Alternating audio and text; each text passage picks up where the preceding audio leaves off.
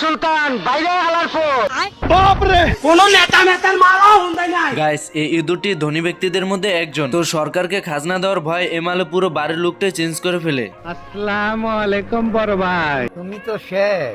আপনি যদি মুরুবি না হইতেন তাহলে কি করতেন? কো আমার তো না মারে। বিমল স্যার, তোর ইনকাম কত? ইনকাম নাই। এরপরে ইঁদুরটি বসে চেয়ারে হিসাব করার জন্য। আমারে চিনচ? ভালো হয়ে যাও মাসুদ। এর ভিতরে ইঁদুরের ঘরের সবকিছু উল্টাপাল্টা কাজ করতে থাকে। এইদিকে অফিসার ভাবতে থাকে তার বাংলা মদের কারণে এসব ভুলভাল জিনিস দেখছে, তাই মদের বোতলটিকে ফেলে দেয় এবং সত্যিটা দেখার জন্য আবার ইঁদুরের বাড়িতে চলে যায়। আসসালামু আলাইকুম মোটা খাসি। না বেটা, হইলো বেটা।